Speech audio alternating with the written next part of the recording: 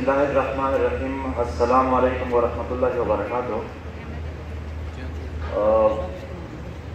یہاں پر وہی دکھ وہی درد جو ہم چاہتے ہیں کہ لاہور کے لوگ اور اس ملک میں رہنے والے جتنے بھی لوگ ہیں وہ سن لے. میں آج زیادہ سے زیادہ بات وہاں پر کچھ ایسی یعنی جو ہم کہہ رہے ہیں 70,000 لوگ شہید ہو گئے ہیں, تھوڑا ان کی بات کرتے ہیں کہ طریقہ واردات کیا تھا. ایکسٹرا جوڈیشل کلنگز کی بات ہم سنتے ہیں. ایکسٹرا جوڈیشل کلنگ کن کن طریقوں سے ہوا؟ فیکٹ انکاؤنٹرز کے ذریعے. 2018 میں فروری میں نقیب اللہ محسود نامی ایک نوجوان کے بارے میں سنا ہوگا کہ راؤ انور نے اس کو کس طرح بے دردی سے شہید کر دیا. ایک احتجاجی تحریک اٹھی, مگر ہماری قسمت میں احتجاجی تحریک چلانے کے بعد بھی انصاف نہیں ہوا. راؤ انور کے متعلق لکھا گیا کہ 444 اور بھی ان نے لوگ قتل کر دیے. راؤ انور آزاد ہے, مگر اس کے خلاف آواز اٹھانے والے علی وزیر جیل میں ہیں. ظلم اور بربریت کے خلاف آواز اٹھانے والے علی وزیر جیل میں ہیں. علی وزیر کو جیل میں رکھنے کے لیے اور گرفتار کرنے کے لیے اس ملک میں ادارے اور عدالت موجود ہے, مگر علی وزیر کے خاندان کے 17 شہیدوں کو انصاف دینے کے لیے کوئی عدالت اور کوئی ادارہ موجود نہیں ہے.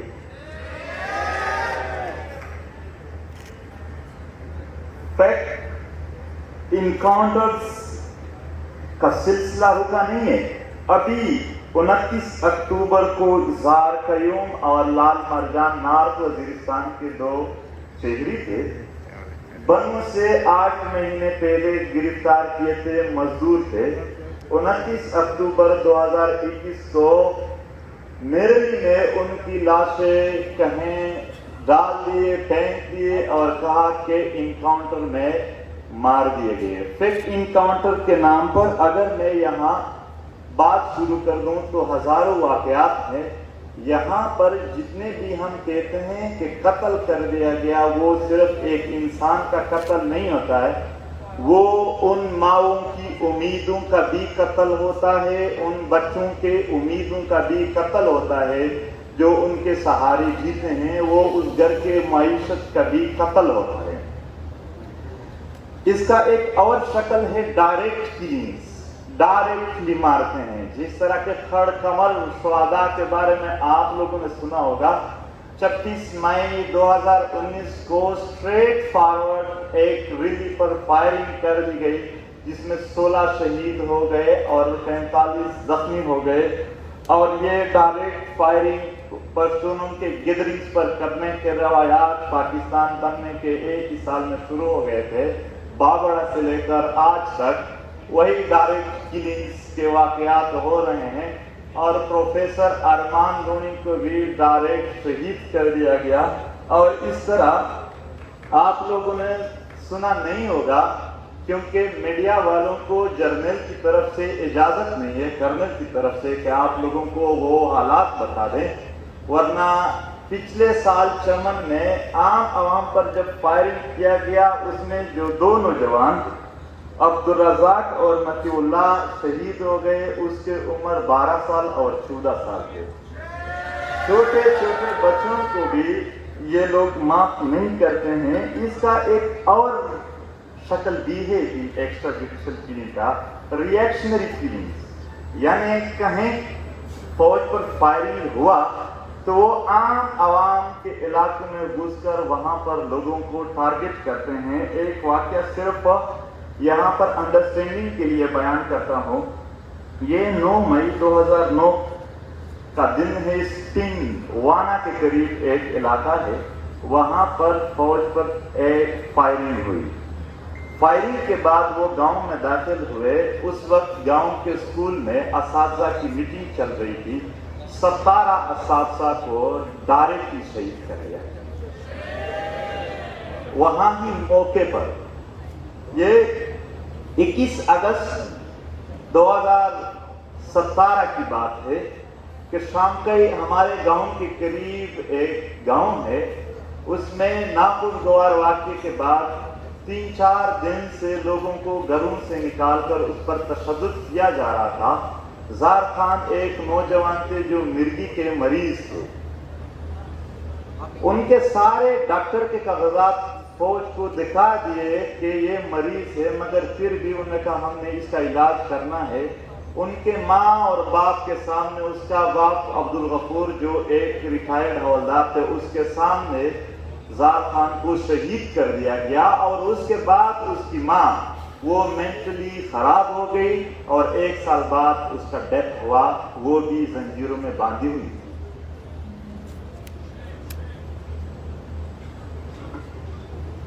एक्स्ट्रा जुडिशियल किलिंग की एक और शक्ल है जो हमारे लोग भुगत रहे हैं, टॉर्चर सेल में किलिंग। यहाँ मेरे दोस्त बेटे हैं, उनके कजन थे मोहम्मद यूनुस, 2009 में लापता हो गए। 2018 में उसकी लाश मिल गई। उसका एक बच्चा था जो उसके लापता होने के 2 महीने बाद पैदा हुआ था। उन्होंने, यानी उसका अरमान था अपने वालिद को देखने का, मगर उसको लाश ही मिली। ये टॉर्चर सेल में जो लोगों को मारते हैं। जनवरी 2018 में किनकई बहरवान इलाके में नाखुशगवार वाक़े के बाद जब लोगों को अरेस्ट किया तो एक दिन गांव में ऐलान हुआ कि एक लाश पड़ी है कब्रिस्तान में, आप लोग उठा दें, इस गांव का है। उन्होंने वहां पर टॉर्चर सेल में खुदकुशी की। खुदकुशी कोई नहीं कर सकते, सारे लोग भाग रहे थे, यानी बच्चे औरतें के अब किस घर का है। वो उसका नाम नारायण था। दूसरे दिन एक और लाश वहां पे आया और आपको वहां कहते कि डायरेक्ट दफन करना है। एक बार तो तालिबान कह रहे थे कि 10 बजे तक दफन नहीं करना है, कभी कहते हैं वहां पर ये जो मिलिट्री और तालिबान का सिस्टम है कि डायरेक्ट दफन करना है। दूसरे दिन फिर एक लाश आया कि दीवार से छलांग लगाई है, ये मारा गया, सारे टॉर्चर से। उसका नाम अमीरुल्लाह था। और तीसरे दिन कयूम की भी खुदकुशी, लेकिन हर बार नाम नहीं बताते थे, बस लोग आ जाते थे गांव के, वहां पर पाया जाता कि किसका है, किसका अपना है। ये सिर्फ ये एक वाकयात नहीं है। अगर मैं बयान करना चाहूं तो ये जो 70,000 लोगों की मैंने बात की, ये सब इन जैसे वाकयात में है। इसके अलावा जेट बम्बार की बात करते हैं। सितंबर 2015 में ज़ियारत से कासिल सरवखै का एक इलाका है, वहां पर बमबारी हुई। मैंने खुद वो हालात अपने आंखों से देखे। ये जितना भी बयान कर रहा हूँ इनके बारे में चैलेंज देता हूँ। अभी स्टाम्प पेपर लिखूंगा कि दुनिया के किसी भी रिसर्च वालों ने इसको गलत साबित कर दिया तो मुझे 5 पर चढ़ा दिया गया। सितंबर 2015 में ज़ियारत में बमबारी हुई। हम स्टूडेंट थे, वहां पर पहुंचे तो 4 ख़वातीन और 5 बच्चे मुकम्मल टुकड़े हुए थे। टुकड़े को इकट्ठा करके बोरियों में जनाजे पढ़ाए गए। उसकी सिर्फ एक ही बच्ची रह गई थी जो होश में आने के बाद बार बार अपने माँ का पूछ रही थी, मगर वहां कोई माँ नहीं थी। तो ये वो जब, लेकिन उसके बाद क्या हुआ, जब ये नहीं था इससे भी ज्यादा हुआ। पाकिस्तानी मीडिया पर वहां पर पटी चल रही थी कि पाक फिजाया की कामयाब या जारी ज़ियारत में 13 दहशतगर्द हलाक।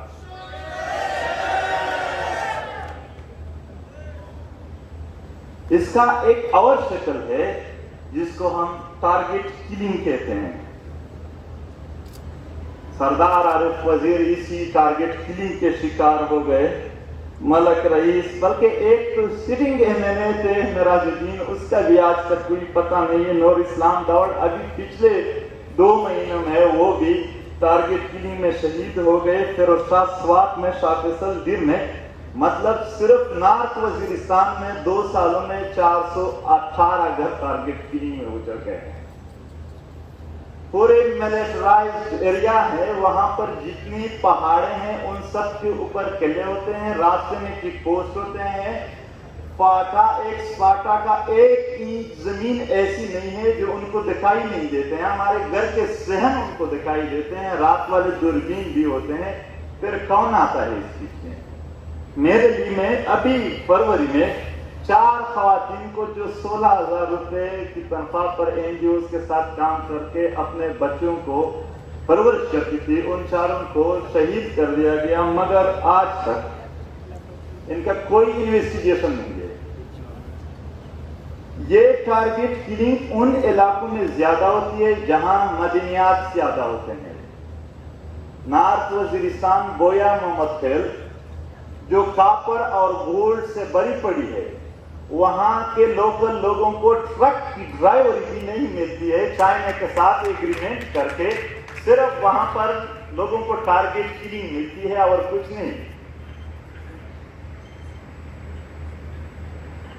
इस तरह अगर बम धमाकों और क्षेत्रों की बात करें, एपीएस की स्वादात से लेकर क्वेटा के वकला तक और फिर ताहिर दावड़ की सवालिया लाश, इन सब के लिए जब हमने मुतालबा किया कि ट्रूथ एंड रिकंसिलिएशन कमीशन बनाए, तो कहा गया कि तुम लोग गद्दार हो।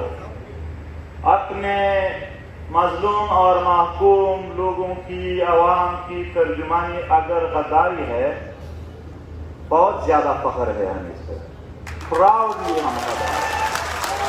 हम इन जालिम जर्नलों के वफादार नहीं बनेंगे। अब एक और शक्ल है मिसिंग पर्सन्स की। मुतालबा यही है कि मिसिंग पर्सन्स को अदालत में पेश करें। अगर इसमें कोई मुजरिम है, आईन के मुताबिक सजा दो। अगर कोई इनोसेंट है तो उसको रिहा कर दो। मैं सिर्फ 1-2 इनके केसेस आप लोगों को सुनाता हूं अंडरस्टैंडिंग के लिए। कमालुद्दीन हमारे इलाके के नौजवान थे, वालिद का नाम शेरीन खान है। 17 साल की उम्र में वो कैंटीन में काम कर रहे थे, वहां से उठाए गए। वो अपने वालिदैन के अखलौते बेटे थे। उसके वालिद दुबई में मजदूरी करते थे। हमारे पख्तूनख्वा में मदनियात की, हुस्न आजाद की कमी नहीं है, जन्नत जैसा वतन है, मगर हमारी रोजी लाहौर, कराची और दुबई के गलियों में लिखा गया है, इन ही स्टेट पॉलिसीज की वजह से। तो वो दुबई की मजदूरी छोड़कर यहां आया, अपनी सारी जायदाद फरोख्त की उसका खोज लगाने के लिए कि पता चले कि कहां है कमालुद्दीन। जब 2016-17 में आईडीपीज वापस अपने इलाके जा रहे थे, शेरीन खान नहीं गए अपने इलाके। उसने कहा हमारे इलाके में नेटवर्क नहीं है, 21वीं सदी है, आज भी मैं 2-3 महीने जब एक्टिविज्म में बिजी होता हूं, अपने घर के साथ राब्ता करने के लिए लैंडलाइन की सिस्टम तक नहीं है।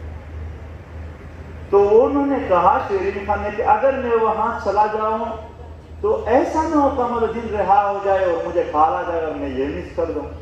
तो उस वजह से वो अपने गांव नहीं जा रहे थे, मगर 2020 में अभी पिछले साल इसी अरमान में उस वालिद का डेथ हुआ है, उसकी वालदा रह गई है जो इंतजार कर रही है। ये मिसिंग पर्सन्स की थोड़ा इंट्रोडक्शन था कि किस तरह एक्स्ट्रा जुडिशियल किलिंग और मिसिंग पर्सन्स 5000 लोगों के हमारे पास डेटा है, वो कोर्ट में पेश करे। मैंने फेसबुक पे भी वो पिक्चर डाली थी। एक अखबार में एक खबर थी कि कुत्ता गुम हो गया है, अगर किसी को मिला तो इतना इतना इनाम मिलेगा। 5000 लोग लापता है, उसका कोई खबर इस अखबार में नहीं आएगा, मगर उस कुत्ते की खबर आई थी।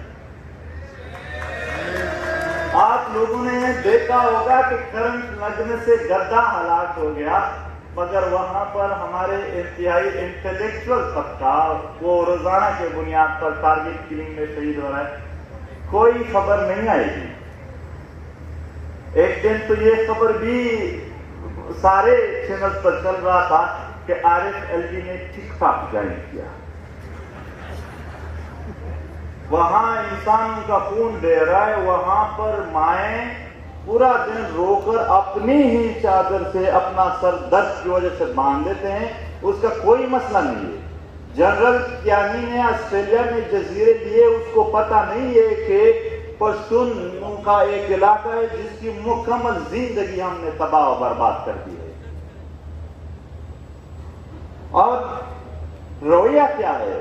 رویہ یہ ہے کہ کلبھوشن یادو کے لیے اسپیشل بل بنائیں گے ان کے حقوق دینے کے لیے، ان کے ساتھ کال بھی الاؤڈ ہے، پر بلوچ اور پشتون جو مسنگ ہے اس کو کچھ الاؤڈ نہیں ہے، اس کو کوئی اس طرح کی فیسلٹی نہیں ہے۔ علی وزیر کا قانونی حق پروڈکشن آرڈر کے لیے وہی اسمبلی کام نہیں کرے، اس اسمبلی کا وہ ممبر ہے۔ اور انصاف دور کی بات ہے، انصاف دور کی بات ہے، انصاف مانگنے کے لیے بھی وہ ہمیں نہیں چھوڑتے ہیں۔ انصاف مانگنے کی جرم میں بھی ہم پر کون سے دفعات لاگو ہوتے ہیں آپ کو پتہ ہے؟ 123 124 اے بی 1860 میں انگریزوں نے اس علاقے کو غلام بنانے کے لیے جو دفعات انٹروڈیوس کیے تھے، لوگوں پر لگائے تھے، آج پاکستانی ریاست وہاں پر پرسن رہنماؤں پر آج بھی وہی لگاتے ہیں۔ کوئی ڈی کالونائزیشن ہمارے لیے نہیں ہوئی ہے، ہم اسی کالونیل دور میں رہ رہے ہیں۔ 3 MPO آج بھی وہاں پر کمن ہے، 5 MPO 3 MPO وہی انگریز۔ ایسا لگ رہا ہے کہ جو علاقے انگریزوں کے ساتھ تھوڑے کوآپریٹو تھے ان کے ساتھ آج کا بھی فوج کوآپریٹو ہے، جو نہیں کوآپریٹو تھے اس کے ساتھ آج بھی وہی رویہ ہے۔ پاکستان جب بنا تو یہاں پر فوج تو نہیں بنی، وہی فرنگی فوج میں بھرتی لوگوں کو اکٹھا کر کے نام بنا دیا گیا کہ پاکستان آرمی، تو خالو یہاں پر وہی رویہ جاری رہا، ہمارے ساتھ وہی رویہ آج کل جاری ہے۔ ختم کرنے کی وہ کر رہا ہے، مگر ہم مزاحمت کے عادی لوگ ہیں، میں مزاحمت کرتا ہوں۔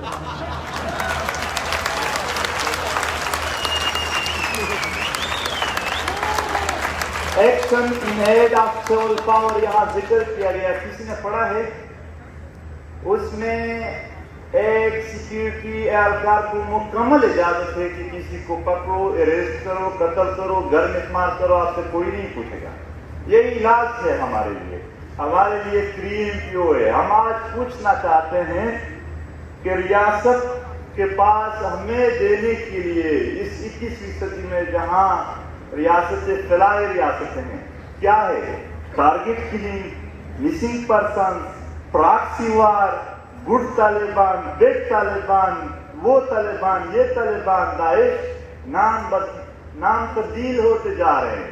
ابھی بات ہو رہی تھی کہ TTP کے ساتھ ایگریمنٹ کیا جا رہا ہے، ایگریمنٹ میں 1 مہینے کی سیز فائر کا اعلان پورا نہیں کیا گیا تھا کہ باجا اور نواقعہ ہوا اور بات آئی کہ داعش نے قبول کی۔ ہم جانتے ہیں کہ یہ جو نام ہے یہ مؤثر یعنی کپڑے ہے، جو پیچھے بندہ ہے ہم اس کو جانتے ہیں، اور اس خطے میں پروفائلنگ کی گئی، پروفائلنگ کے گویا دہشت گرد ہے، جب اس سے بات نہیں بنی تو غدار ہے، لوگوں کو اتنا وہ کیا گیا۔ ابھی ایک نوجوان آیا کہ میں لاہور سے ہوں، کیا آپ واقعی غدار ہے؟ سوال پوچھ رہے تھے، مجھے خوشی ہوئی اور میں نے کہا ہاں میں واقعی غدار ہوں۔ تو وہ تھوڑا مجھے دیکھنے لگا کہ کیسے؟ میں نے کہا وہ ظالم لوگ، وہ ظالم جرنیل جو یہاں ظلم کرتے ہیں اس کا میں کبھی وفادار نہیں رہوں گا، بالکل وہ اطمینان کر لے۔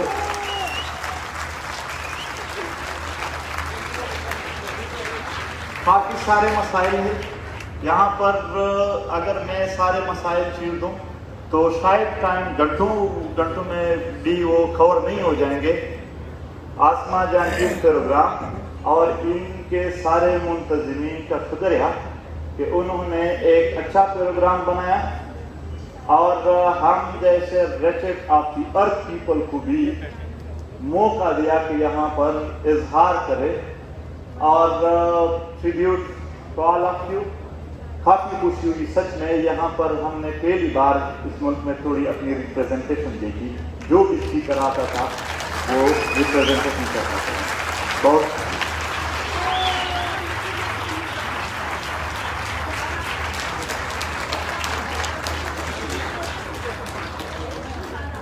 Hazara missing person Hazara missing persons یا extra judicial killing, Baloch missing persons یا ایکسٹرا جوڈیشل کلنگ, یا اس طرح سندھ میں اور دیگر علاقوں میں.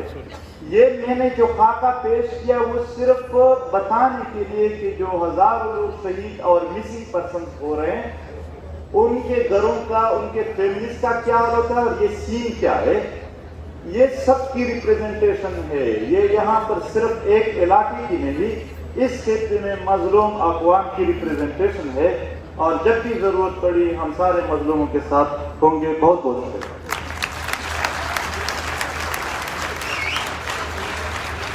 بہت شکریہ.